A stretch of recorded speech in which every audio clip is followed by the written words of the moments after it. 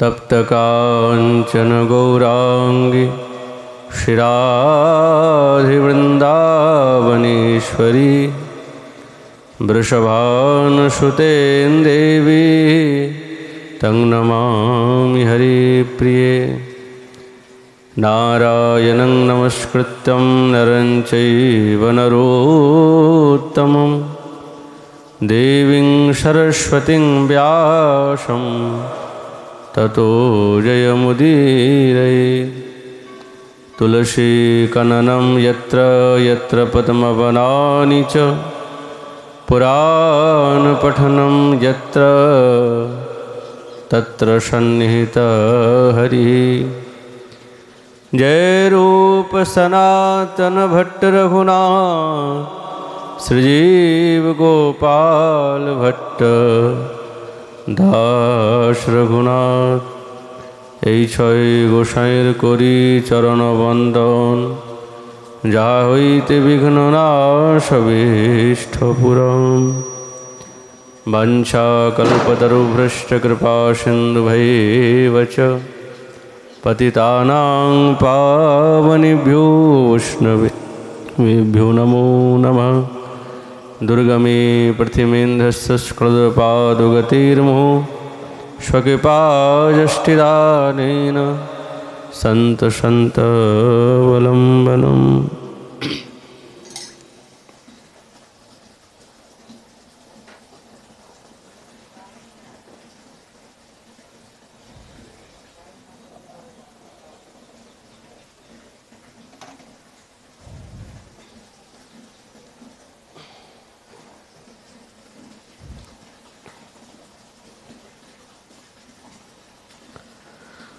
ओम नमो भगवते वासुदेवाय।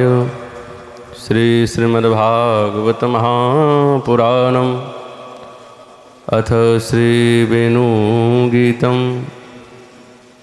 तद्वर्णयितुमारब्धा स्मरन्त्य कृष्णचेष्टितं नाशकं स्मरवेगेन विक्षिप्त मनसो नृपः। कलिजुग पावन अवतार नरिया बिहारी लाल श्री कृष्ण चैतन्य महाप्रभु तार अपार कारुण्ये সেই দিব্য বেণুগীত প্রসঙ্গে सुखदेव महाराज परीक्षित महाराज की दिव्य रसेर सम्पुट बर्णना करছেন। श्यामसुंदरीर वेणुगान श्रवण करे समस्त ब्रजबालागणेर जे रकम दशा, तारा केउ निजेर मतन ना, सकलेई हृदयेर मध्य गोविंद के पावार लालसा, तीव्र लालसा। आमादेर आचार्यचरण बोलছেন राधा गोविंदेर दिव्य माधुरी लीला खूबी गोपनीय एवं गूढ़, अन्य कोनो भावेर द्वारा आस्वादन करा जाए ना। এই শুদ্ধ মাধুর্য রসের আস্বাদন করতে গেলে রাধা দাসের অভিমান আসা উচিত। এই রাধা দাসী হচ্ছেন সাধকও উচিত। কবিরাজ গোস্বামীপাদ বলছেন সখী বিনা এই লীলার নাহি অন্যের গতি, सखी भावी तारी जेई करे अनुगति। राधा कृष्ण कुंज सेवा साध्य एई पाय, सेई साध्य पाइते आर नाहि को उपाय। एर द्वाराई प्रामाण्य हो जाए जे आमादेर आचार्यगणेर द्वाराई जे वर्णित যেই বস্তুটা ওনারা দিতে চেয়েছেন সেই দিব্য রসগাথা রাধা দাসের অভিমান ছাড়া সম্ভবপর না। আমাদের শ্রীপাদ রঘুনাথ দাস গোস্বামী শ্রীচরণ উনি নিজের এই সাধনার দ্বারায় সাধককে দেখাচ্ছেন যে মনের মধ্যে একজন কিঙ্করী সে কিভাবে রাধা গোবিন্দের মিলন ঘটায় এবং তার সঙ্গে সঙ্গে সেই দিব্য লীলার আস্বাদন ঢুকে ঢুকে পান করে। এ কিন্তু অন্য কারো সাধ্য না।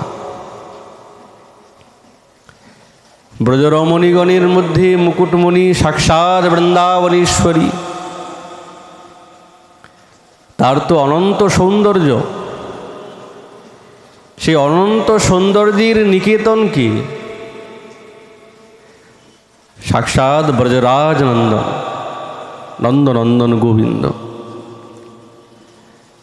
তার সঙ্গে মিলিত করে সেই যুগল রসের রূপ গুণ এবং লীলা মাধুরী এবং সেবা মাধুরী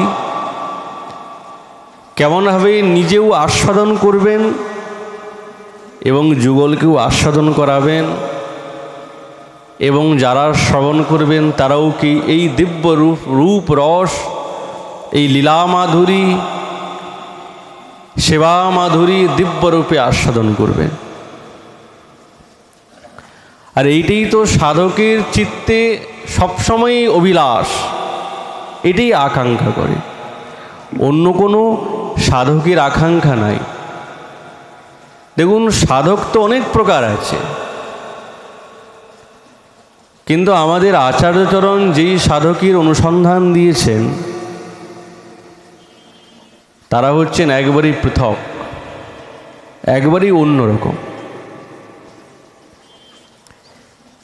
তারা এই রাধা গোবিন্দের রূপমাধুরী এবং রসমাধুরীর লীলার আস্বাদনেই তারা চতুর, আর এইটাই আস্বাদন করতে চায়।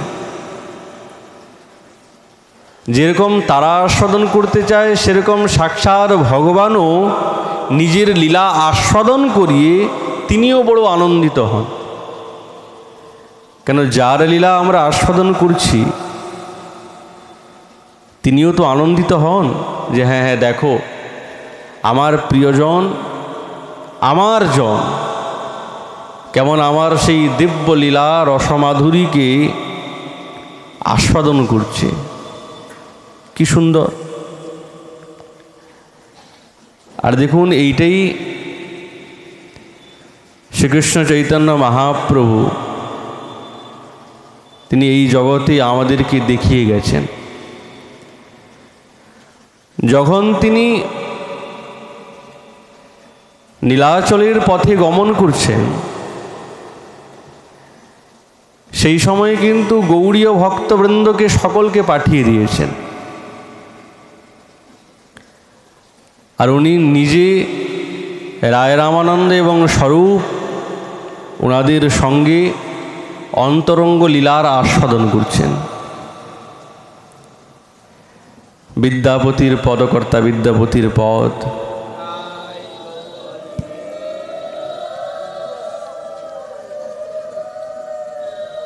পদকর্তা চণ্ডীদাসের পদ, রায়ের নাটক গীতি,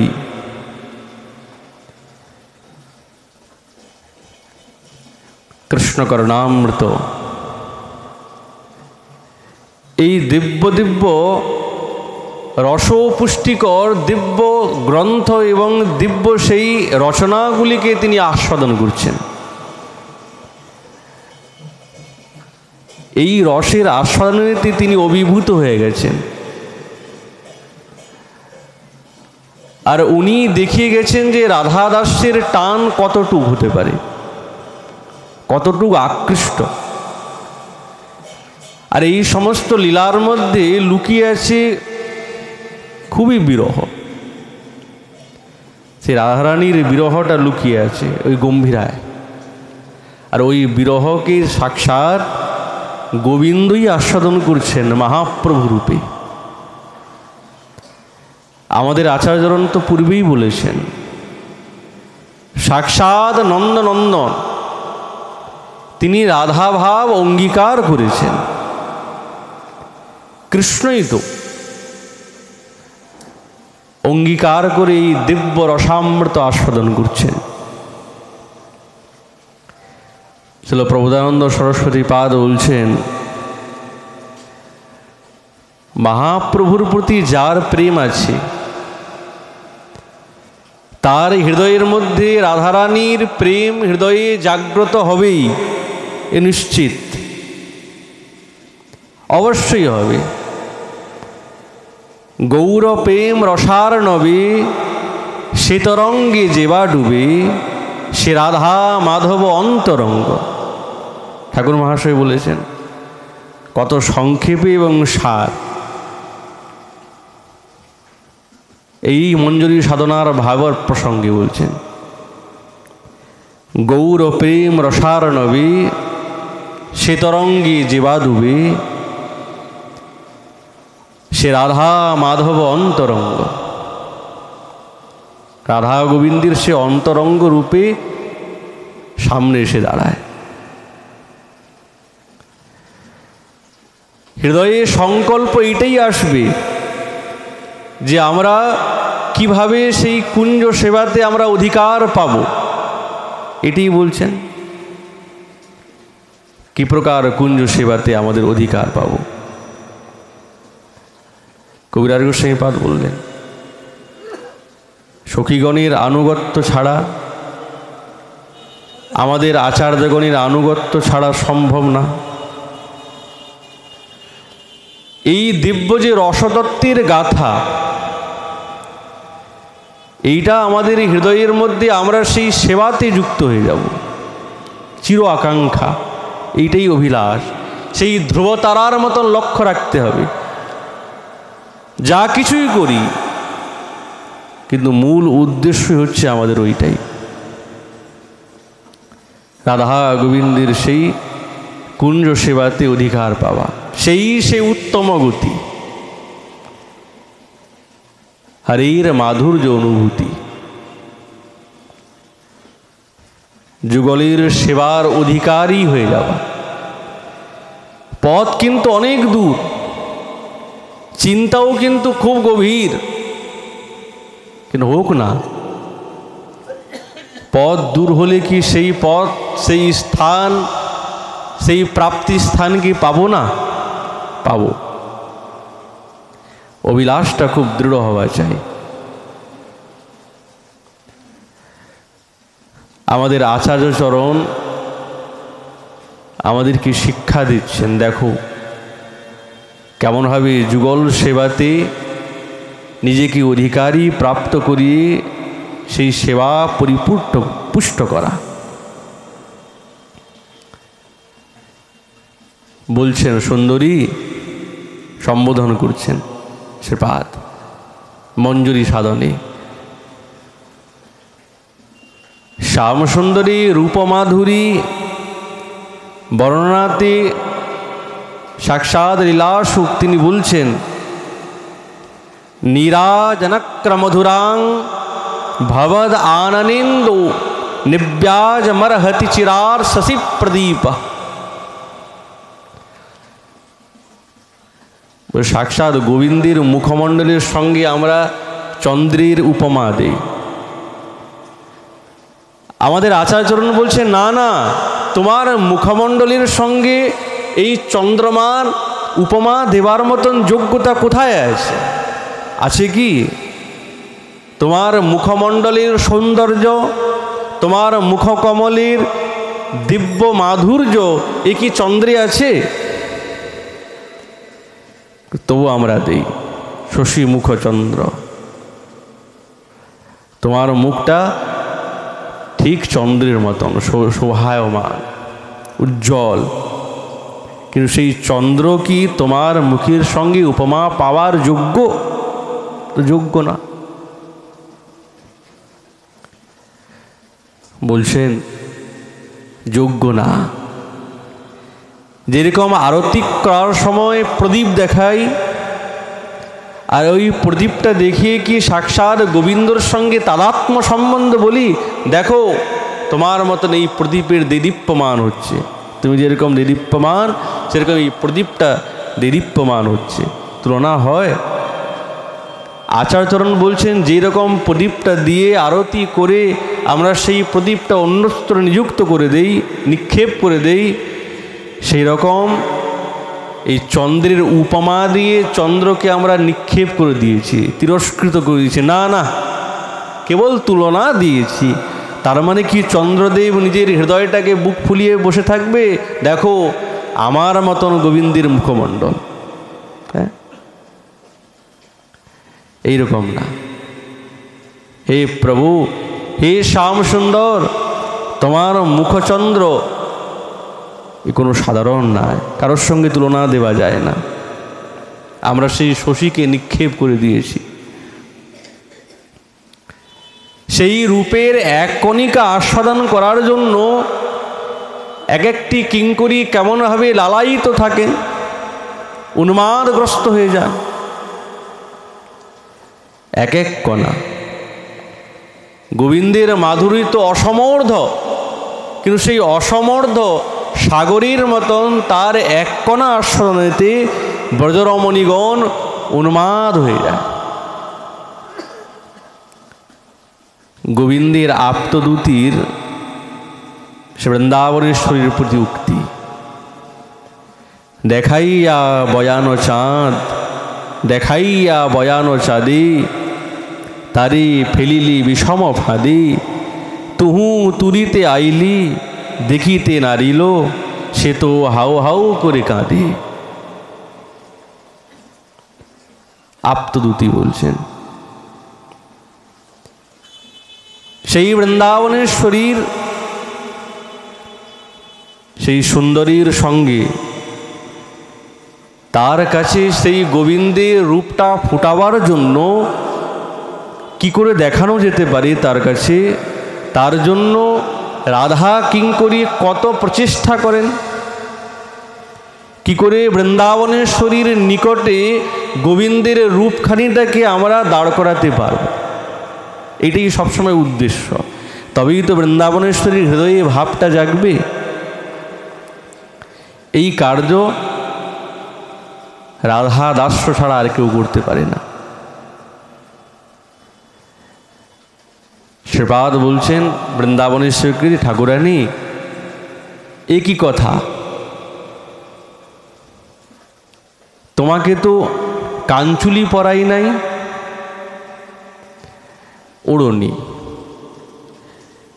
বক্ষে ওড়নি, কাঞ্চুলি, কাঞ্চুলি তো পরাইনি। সঙ্গে সঙ্গে মনে মনে ভাবলেন, তাই তো, তোমার কাঞ্চুলির তো কোনো দরকার নেই, তোমার কাঞ্চুলি তো সাক্ষাৎ সুন্দর, নামটা বলছেন না, তোমার কাঞ্চুলি তো সুন্দর। এখানে দ্বিধাত্মক শব্দ, একে বলে দেহলি প্রদীপ ন্যায়। যেরকম দেহলি বলতে দ্বারে যদি প্রদীপটা রাখা হয় তাহলে ভিতরেও আলো হচ্ছে, বাইরেও আলো হচ্ছে। কিঙ্করী বলছেন, রাই তোমার কাঞ্চুলি তো সাক্ষাৎ সুন্দর। এখন বৃন্দাবনেশ্বরী বুঝতে পারছেন না, সুন্দর বলতে কি ওই কাঞ্চুলিটাকে সুন্দর বলল, না আমার প্রাণনাথ শ্যামসুন্দর তার কি সম্বোধন করল।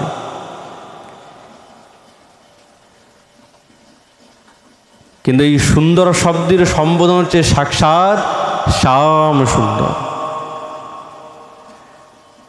ওই জন্য বলছেন, রাই তোমার তো কাঞ্চুলি পরাই নাই, পরাইনি তো, তোমার কাঞ্চুলি সাক্ষাৎ সুন্দর, মানে সাক্ষাৎ কৃষ্ণ। তোমার এই হৃদয়ের আবরক, তোমার হৃদয়টাকে আবরণ করেন তিনি। কেমন লীলা চাতুরী!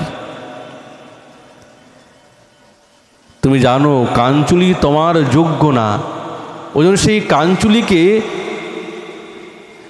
উৎপাটিত করে ফেলে দাও। নিজের বক্ষে না রেখে ফেলে দিচ্ছেন। কেন? তার কাঞ্চুলি প্রাণ সম্পুট সাক্ষাৎ এই বক্ষকে আবরণ করেন যিনি সমর্থ, তিনি হচ্ছেন সাক্ষাৎ গোবিন্দ। তাহলে কি করে গোবিন্দ বৃন্দাবনেশ্বরীর কাঞ্চুলি স্বরূপ হয়ে এসে উপস্থিত হয়ে তার এই বক্ষস্থলকে আবরণ করবেন? এই জন্যে প্রয়ত্ন করছেন।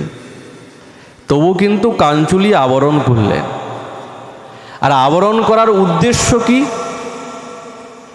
আর উদ্দেশ্যই হচ্ছে যাতে গোবিন্দের প্রতি সেই কাঞ্চুলি দেখে বৃন্দাবনেশ্বরী আরও বেশি উন্মাদ হোক, লালসা বাড়ুক, উৎকণ্ঠা বাড়ুক।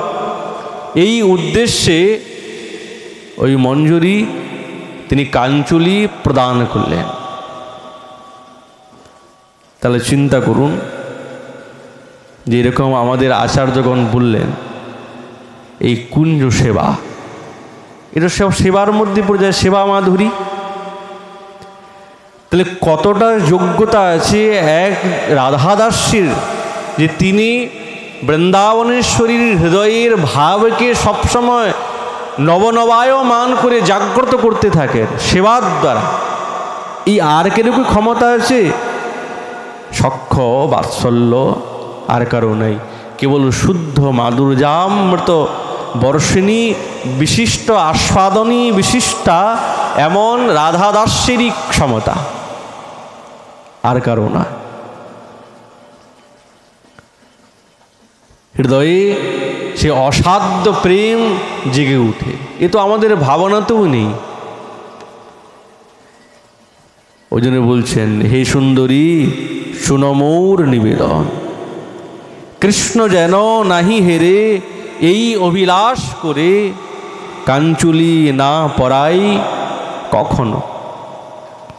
তোমার এই বক্ষজ পরে সপিব গো রত্ন করে হেন কালে আসি শ্যামরা। হে সুন্দরী শুনো গো মোর নিবেদন। এই যে আমাদের আচার্যগণ নিবেদন করছেন, এই নিবেদন কুঞ্জ মধ্যে একবারে অন্তরঙ্গ সেবা। কঞ্চুলিকা অনুমোচিয়া প্রেম পুলকিত হইয়া আলিঙ্গন করিবে তোমায়। স্বয়ং কঞ্চুলিকা রূপে আবরিলা বক্ষযুগে প্রাণাপেক্ষা প্রিয়নিধি জানি। তাই এ কাঞ্চুলি হায় কিবা প্রিয়জন তাই বৃথা মোর প্রয়াস স্বামিনী। হে সুন্দরী শুনো মোর নিবেদন। এই হচ্ছে দেখুন রাধাদাস্য, এটি হচ্ছে রাধাদাস্য। আর এইটাই আমাদের আচার্যগণ বারবার শিক্ষা দিচ্ছেন, এরই কথা বললেন। সখী বিনু এই লীলার নাহি অন্যের গতি, সখী ভাবে তারে যেই করে অনুগতি। রাধা কৃষ্ণ কুঞ্জ সেবা সাধ্য সেই পায়, সেই সাধ্য পাইতে আর নাহি কো উপায়। এছাড়া অন্য কোনো উপায় নাই। আজ আমাদের সময় তো বেশি নিতে পারবো না, অধিকার নাই।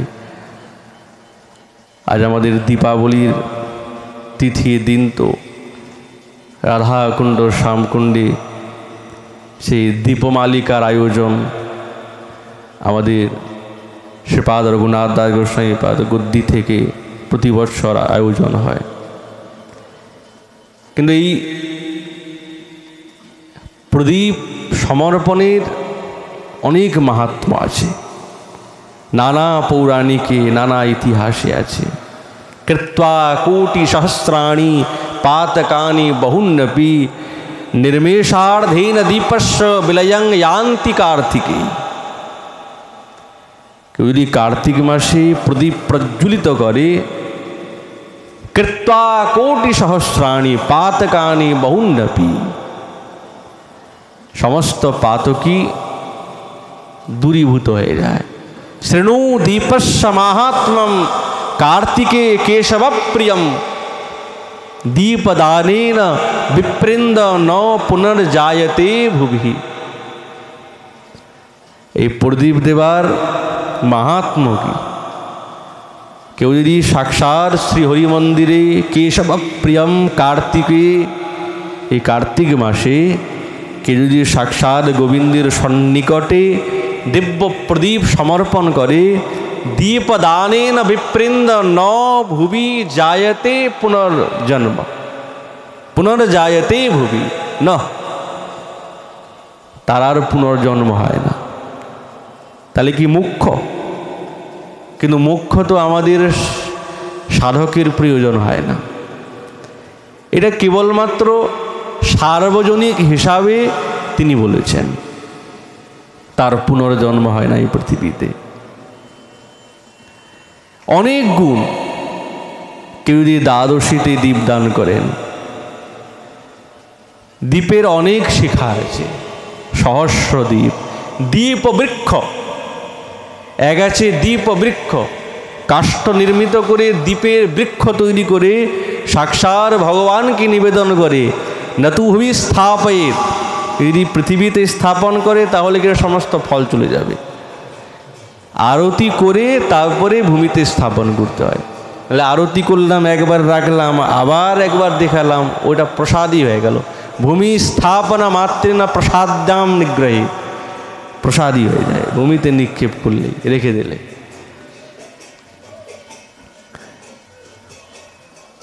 এই জন্যে প্রদীপ দান অনেক আছে। কর্পূর প্রদীপ প্রথমে বলেছেন যে ঘৃত প্রদীপ, যদি সমর্থবান না হন তাহলে তেলা দ্বিজানীন আদি পদেন ব্রীহি, ব্রীহি মানে ধান্য বিশেষ, ঔষধি ফলপাকান্তা বৃক্ষা ঔষধয়, ঔষধি বৃক্ষ কাকে বলে? ফলটা পেকে গেল, গাছটা মরে গেল। নৈয়ায়িক সিদ্ধান্তে ন্যায়রত্ন তর্ক বাগীশ পঞ্চানন, ওনার সিদ্ধান্তে বলছেন ফলপাকান্তা বৃক্ষা ঔষধয়, ফলটা পেকে গেল, গাছটা মরে গেল, তাকে বলে ঔষধি বৃক্ষ। এরকম গম, ধান, শস্য